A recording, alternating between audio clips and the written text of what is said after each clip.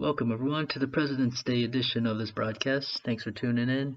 I'm going to apologize ahead of time for my microphone. I'm traveling this week, and I'm just using the microphone from my laptop. So if it's a little blurry, a little fuzzy, fear not. This is only temporary. It's here for a week, and we'll be back to our regular audio next week. Jumping straight into it at our major indices, we had the Dow 20 going on from 29,102 to 29,398, a 1% gain.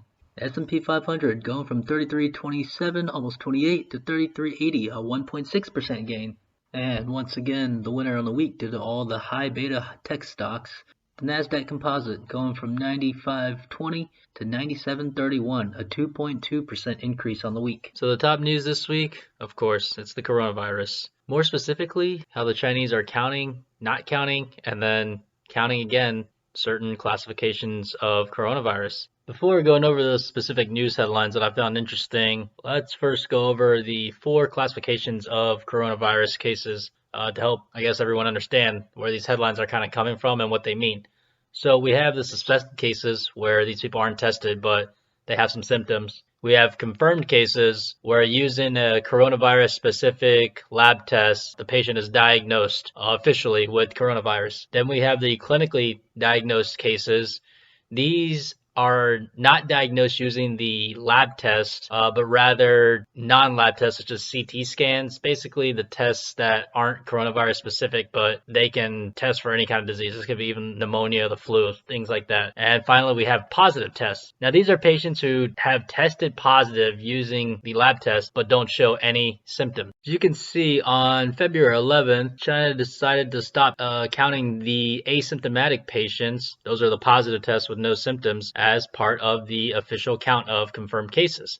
So this was controversial and seen by many as a method of kind of hiding from the world how serious the spread of the virus was, and kind of as a way of making the virus look like it was stopping faster than it really was. Then 2 days later, the Hubei province, where Wuhan is, and where the virus was thought to have originated, well, that province decided to count all the cases where doctors diagnosed the patients using the non-lab tests. And so this caused the number of cases to go up tenfold from the previous day. Now, curiously, the number of deaths also increased drastically as well. This is curious because, I can understand cases going up because you're including a whole new classification that you didn't count before, but the number of deaths going up, that's a little, either the person's dead or they're not. I don't know how you could count a person as being dead. All in all, it seems like there are certain officials that are trying to, let's say, hide the true seriousness of the situation, while there are others who want the world to see how serious the situation is and maybe even seek some help. Either way, I don't think the market is really pricing in how serious the coronavirus situation can become. If we start having deaths of healthy citizens in places like the US, other countries that are that have open governments with good healthcare systems, then that could really be a black swan for this market that causes many traders who have just been buying this dip to really rethink things, and the economy for the entire world could drastically slow, and for all you know, we could be in a recession. Taking a quick look back at the GM trade I recommended last week, you could have gotten in the stock at about 33.70 on Monday. Right now, you're up about 3.5%. But again, we want to be cautious here. We want to be patient. This was, like I said at the outset, a 2-month trade. We're moving a little bit faster than anticipated. We do have some resistance up ahead. As you see, the 50-day moving average highlighted by the blue line. The good news is we did breach it, as opposed to a couple weeks ago where we totally just got bounced off of it. So looking forward, if we get to $36 this week, then we definitely want to sell some upside calls. That's the top of that resistance line, and should we get above that, then we even have more resistance with the 200-day moving average highlighted by the red line.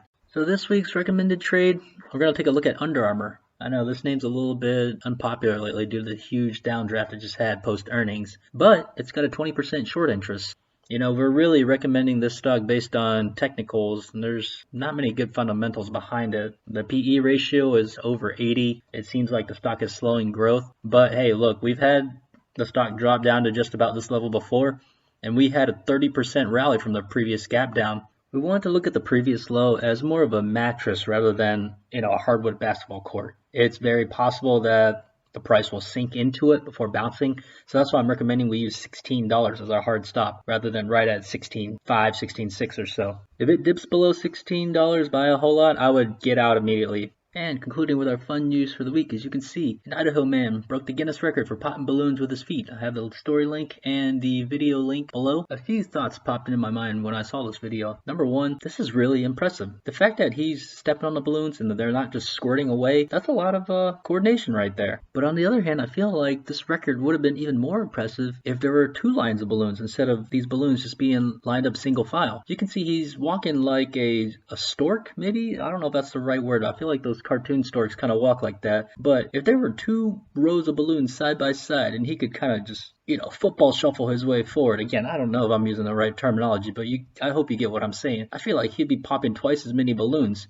And also, just don't go back for the balloons you missed. It took like a few seconds off your time. You just keep going, line up 100 yards of balloons. You could have broken 100 balloons in, I don't know, maybe like 10 seconds or so. Again, I'm not going to be the one to try that, but, should any of you guys want to try it? If this guy wants to retry it and break his own record, then I feel like that's how it'd be done. So thanks again for tuning in this week. Again, if you have any comments, questions, stocks you want me to look at, any feedback on what I could be doing better, just let me know in the comments below, and I look forward to